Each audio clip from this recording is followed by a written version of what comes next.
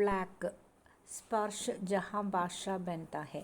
ഇതിൽ ബ്ലാക്ക് എന്ന ഒരു സിനിമ നിരൂപണമാണ്. അപ്പം നിങ്ങൾക്ക് എക്സാമിന് നിങ്ങളോടൊരു ഫിലിം സമീക്ഷ എന്ന് വെച്ചിട്ടുണ്ടെങ്കിൽ നിങ്ങൾക്ക് ഇഷ്ടമുള്ള ഏതെങ്കിലും ഒരു ഫിലിം സ്റ്റോറി ഹിന്ദിയിലാക്കി എഴുതാം. അപ്പോൾ അത് ഈ ലെസണിൽ ബ്ലാക്ക് എന്നൊരു സിനിമയുടെ ഒരു സ്റ്റോറിയാണ് ഇതിൻ്റെ അകത്ത് പറയണത്. അതായത് ഫിലിം കെ സംവേഗ് വിശ്ലേഷൺ മൂല്യാങ്കൻ ഫിലിം സമീക്ഷ ഹെ. അതായത് ഇപ്പോൾ സിനിമയുടെ ഗുണദോഷങ്ങളെക്കുറിച്ചുള്ള വിവേചനമാണ് സിനിമയുടെ നിരൂപണം എന്ന് പറയുന്നത്. അപ്പോൾ അന്യ ദൃശ്യ മാധ്യമോं की अपेक्षा സിനിമ में अनेक कलाओं का സമ്മേളനം. ഇപ്പോൾ മറ്റ് ദൃശ്യമാധ്യമങ്ങളെ അപേക്ഷിച്ച് നോക്കുകയാണെങ്കിൽ സിനിമയിൽ ഒത്തിരിയധികം കലകൾ കൂടിച്ചേരുന്ന ഒരു നിരൂപണമാണ്.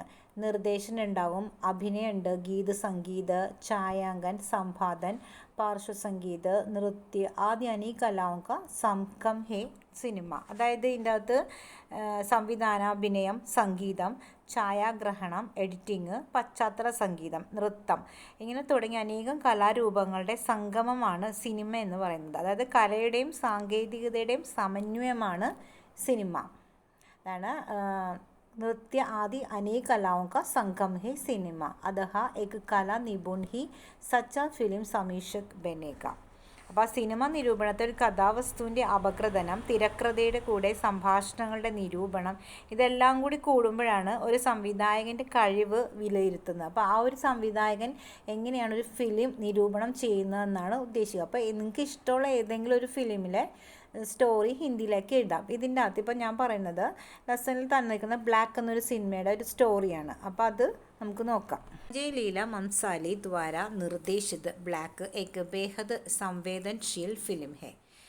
यह हेलन केलर और उसकी टीचर आनी सुलिवन के लिए अर्पित है. സഞ്ജയ് ലീല ബൻസാലി സംവിധാനം ചെയ്ത ബ്ലാക്ക് സിനിമ വികാരസാന്ദ്രമായ ഒരു സിനിമയാണ്. ഹെലൻ കെല്ലറിനും ഹെലൻ്റെ അധ്യാപികയായിരുന്ന ആനി സള്ളിവനും സമർപ്പിക്കപ്പെട്ടിട്ടുള്ള ഒരു സിനിമയാണ് ഈ ബ്ലാക്ക് സിനിമ. ബ്ലാക്ക് എന്ന് പറഞ്ഞാൽ ഫിലിം. ഇപ്പം നിങ്ങൾ ഫിലിം എടുത്തു നോക്കുകയാണെങ്കിൽ ഹെലൻ കെല്ലറിനെ കുറിച്ചുള്ള കംപ്ലീറ്റ് സ്റ്റോറി അതിൻ്റെ അകത്ത് ആ ഫിലിമിൻ്റെ അകത്ത് കാണാൻ പറ്റും. Next one. फिल्म अपने शिक्षक देवराज सहाय की तलाश में भटकती मिशेल मैकनेली की संवेदना से शुरू होती है. ദേവരാജ് സഹായ് എന്ന തൻ്റെ അധ്യാപകനെ അന്വേഷിച്ച് നടക്കുന്ന മിഷേൽ മെക്ലെനിയിലൂടെയാണ് ഈ കഥ തുടങ്ങുന്നത്. ആഖിർ ഉസേ പത ചൽത്ത ഹെ കി ദേവരാജ് ഏക്ക് ആസ്പത്താൽ മേ ഹെ. അവസാനം ദേവരാജ് ആശുപത്രിയിലാണെന്നും അവൾ മനസ്സിലാക്കുന്നു. अंधी मिशेल अपनी सुध-बुध खोकर उससे मिलने दौड़ती है तो अतीत जीवन की रील खुल जाती है. അപ്പോൾ അന്ധയും ബധിരയും മൂകയുമായ മിഷേൽ അവിടെ ഓടിയെത്തുന്നതോടെയാണ് തൻ്റെ പഴയ കാലത്തിലേക്ക് വെളിച്ചം വീശുകയാണ്. അപ്പം മിഷേൽ അന്തി ബഹരി ഗൂങ്കി ലടുക്കിട്ട്. അപ്പോൾ ഇതിൻ്റെ അകത്ത് നായിക എന്ന് പറഞ്ഞ മിഷേലാണ്. ഒരു അന്തി, കണ്ണ് കാണാത്തതും ബഹരി, ചെവിട് കേൾക്കൂല, ഊമയായ ഒരു പെൺകുട്ടി ആയിരുന്നു. കാഴ്ചശക്തിയില്ല, കേൾവിശക്തിയില്ല, സംസാരശേഷി നഷ്ടപ്പെട്ട മിഷേൽ ഒരു വാശിക്കാരിയായിരുന്നു, ആക്രമണ സ്വഭാവമുള്ളവളും ആയിരുന്നു. അപ്പോൾ അപ്പനി അപങ്കദാസെ പീഡിത മിഷേൽ ജിദ്ദി और आक्रामक है. उदास माँ बाप और उसे सिखाने और सुधारने के लिए बहरों एवं अंधों के विद्यालय के देवराज सहाय नाम अध्यापक को नियुक्त करते हैं. ദുഃഖിതരായ മാതാപിതാക്കളുടെ അവളെ പഠിപ്പിക്കാൻ വേണ്ടി അന്ധബധിര വിദ്യാലയത്തിലെ ദേവരാജ് സഹായ് എന്ന ഒരു അധ്യാപകനെയാണ് ഇവളെ പഠിപ്പിക്കാൻ വേണ്ടി നിയോഗിക്കുന്നത്. ദേവരാജ് സഹായ് ഉൻകി ദ और പിയഖട്ട് ബി. അതായത് ദേവരാജ് ഒരു വിചിത്ര സ്വഭാവക്കാരനായിരുന്നു, ഒരു മദ്യപാനിയുമായിരുന്നു. അപ്പോൾ ഇവളെ പഠിപ്പിക്കാൻ വെച്ച സാറെന്ന് പറഞ്ഞാൽ എന്താണ്, ഒരു മദ്യപാനിയുമായിരുന്നു. മിഷേൽ സെ ദേവരാജ് ക വ്യവഹാർ പഹലെ കഠോർ ദ. അപ്പോൾ മിഷേലിനോട് ആദ്യ അധ്യാപൻ വളരെ കർശനമായിട്ടും കഠിനമായുമാണ് ആദ്യമൊക്കെ ഈ പെണ്ണിനോട് പെരുമാറിയിരുന്നത്.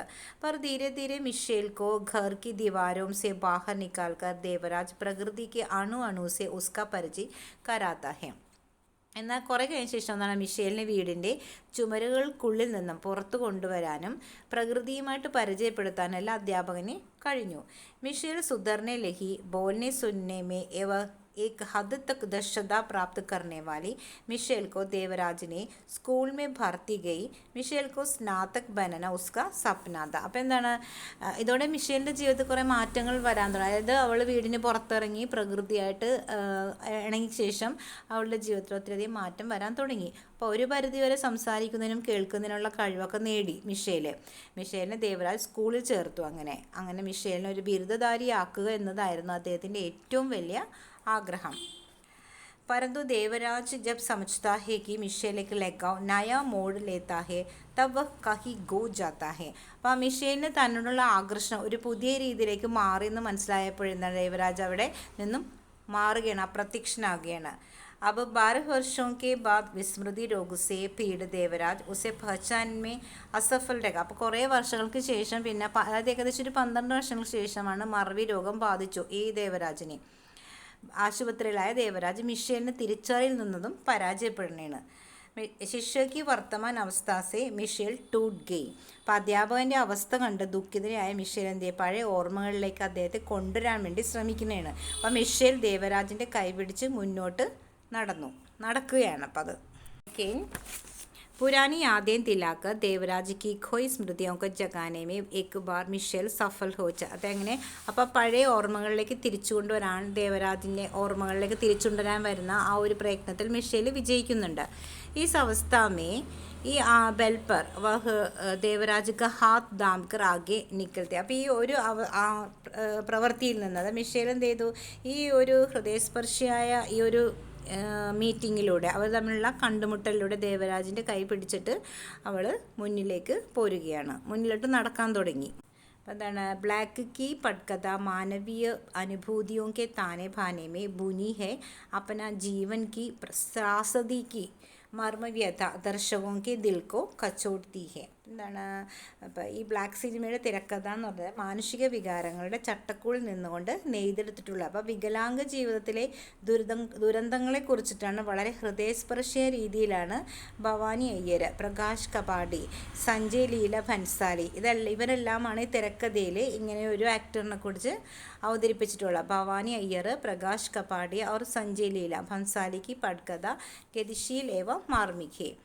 फिल्म के संवाद पात्र भाव एवं परिवेश के अनुकूल है. रवि के चंद्रन ने शिमला के सुंदर शीतल वातावरण में इस फिल्म का छायांकन किया है. അപ്പോൾ കഥയ്ക്ക് അനുകൂലമായിട്ട് കഥാപാത്രങ്ങളെയും സംഭാഷണങ്ങളെയും ഭാവപ്രകടനങ്ങളെയൊക്കെ ഇതിൻ്റെ അകത്ത് ഒരുക്കിയിട്ടുണ്ട് ഈ കവികൾ. ഫിലിം ക ഹർ ഏക് ഷോട്ട് ആകർഷക, അതായത് ഫിലിമിൻ്റെ ഓരോ ദൃശ്യവും പ്രേക്ഷകരെ ആകർഷിക്കുന്നതാണ്. ബേല സഹലിനെ അത്യന്ത് സതർക്കദാസെ ഫിലിം ക സമ്പാദൻ കിയാ ഹെ. അപ്പം ഈ ഒരു റസൂൽ പൂക്കുട്ടിയുടെ ശബ്ദമിശ്രണവും ബേല സഹാലിൻ്റെ എഡിറ്റിങ്ങും മികച്ച നിലവാരം പുലർത്തുന്നുണ്ട് ഈ ബ്ലാക്ക് സിനിമയിലൂടെ. ഏകമാത്ര ഗീതിനെ പ്രസംഗോചിത് താളിലേ പ്രധാൻ കിയാ ഹെ, പാർശ്വ സംഗീത് ബെഹത്രീൻ ഹെ.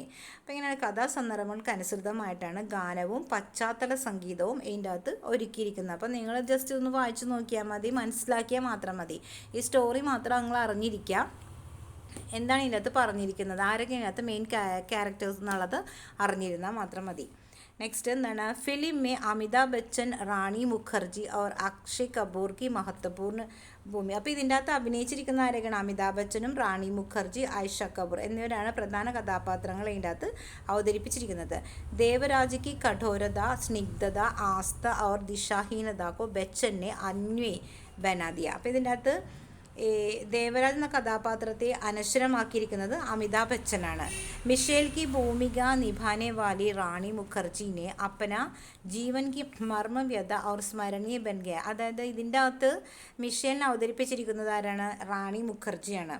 അപ്പോൾ വികലാംഗ ജീവിതത്തിൻ്റെ ദുരിതാനുഭവങ്ങൾ മിഷേൽ എന്ന കഥാപാത്രത്തിലുള്ള റാണി മുഖർജിയാണ് അവിസ്മരണമായിട്ട് ഇരിക്കുന്നത്. അപ്പോൾ ഈ ബ്ലാക്ക് സിനിമയിലെ അമിതാഭ് ബച്ചനും റാണി മുഖർജിയുമാണ് ദേവരാജിൻ്റെയും മിഷേലിൻ്റെയും കഥാപാത്രങ്ങളെ അവതരിപ്പിച്ചിരിക്കുന്നത്. अपने जीवन की दुविधा को रानी मुखर्जी ने नई भावभूमि प्रदान की. छोटी मिशेल की भूमिका में ആയിഷ കപൂറിനെ ജാദു का काम किया. അപ്പം വലുതായി കഴിഞ്ഞ ശേഷം റാണി മുഖർജിയും ചെറുപ്പം അഭിനയിച്ചിരിക്കുന്നത് മിഷേലിൻ്റെ ആയിഷ കപൂറുമായിരുന്നു. एक अभंग बालिका की विडंबना का सही प्रस्तुतीकरण. അപ്പം മിഷേലിൻ്റെ ബാല്യകാല ആയിഷ കപൂർ മനോഹരമായി അവതരിപ്പിച്ചിരിക്കുന്നു. പിന്നെ എഡിറ്റിങ്ങും ഛായാഗ്രഹണം തുടങ്ങിയ എല്ലാ മേഖലകളിലും ശ്രദ്ധാപൂർവ്വം അവതരിപ്പിക്കുന്നു. അപ്പോൾ एक फिल्म की स्तरदीय का प्रथम अधिकार निर्देशक है। फिल्म के संपादन, छायांकन आदि हर एक क्षेत्र में निर्देशक का संस्पर्श है। पर फिल्म की चरम सीमा सखुरन लेखन सारपूर्ण है। अपनी संपूर्ण क्षमता समेटते हुए निर्देशक संजय लीला भंसाली ने दर्शकों के दिल पर ബ്ലാക്ക് की പ്രതിഷ്ഠ की है. അപ്പോൾ എന്താണ്, സംവിധായകൻ തീർച്ചയായും ഹിന്ദി സിനിമകളുടെ കൂട്ടത്തിലൊരു നാഴികക്കല്ലാണ് ഈ ബ്ലാക്ക് എന്ന സിനിമ. അപ്പോൾ ഈ സിനിമയിലെ മെയിൻ ക്യാരക്ടേഴ്സിനെ അവതരിപ്പിച്ചിരിക്കുന്നത് മിഷേലും ദേവരാജുമാണ്. അപ്പോൾ അത് എങ്ങനെയാണ് ഫിലിമിലേക്ക് വരുമ്പോൾ ആരൊക്കെയാണ് ഫിലിമിൽ അഭിനയിക്കുന്നത്? മിഷേൽ അന്ധയായിരുന്നു. ആ അന്ധയായൊരു പെൺകുട്ടിയെ ജീവിതത്തിലേക്ക്, അതായത് പ്രകൃതിയിലേക്ക് കൊണ്ടുവന്ന് അവളുടെ അന്ധയെ ഊമയൊക്കെ മാറ്റിയതാരായിരുന്നു? ദേവരാജ് എന്നൊരു വ്യക്തിയായിരുന്നു. പക്ഷേ ദേവരാജിനെ അവൾ വേറൊരു രീതിയിൽ കാണാൻ തുടങ്ങിയപ്പോഴാണ് കഥയിൽ നിന്ന് അയാൾ അപ്രത്യക്ഷമായി. അവസാനം അയാൾക്ക് എന്താ മറവി രോഗം പിടിപെട്ടിട്ടാണ് പിന്നെ അയാളുടെ ജീവിതത്തിലേക്ക് തിരിച്ചു കൊണ്ടുവരുന്നുണ്ട് മിഷേൽ. അപ്പോൾ ഇതാണ് ഇതിൻ്റെ അകത്ത് സ്റ്റോറി ആയിട്ട് ഇരിക്കുന്നത്. അപ്പോൾ ഇതിനെ കൂടാതെ ഒരു സ്റ്റോറി കൂടി നിങ്ങൾക്ക് ഞാൻ തരുന്നുണ്ട്, താരെ ജമീൻ പർ എന്നുള്ളത്. അപ്പോൾ അതും കൂടി നിങ്ങൾ ആഡ് ചെയ്തിട്ട് നിങ്ങൾക്ക് ഇതിൽ ഏത് ഇഷ്ടമുള്ള സ്റ്റോറിയാണെന്ന് വെച്ചാൽ അത് നിങ്ങൾ എക്സാമിന് ഫിലിം സമീക്ഷ എന്ന് ചോദിക്കുമ്പോൾ അതുപോലെ എഴുതി വെക്കണം കേട്ടോ.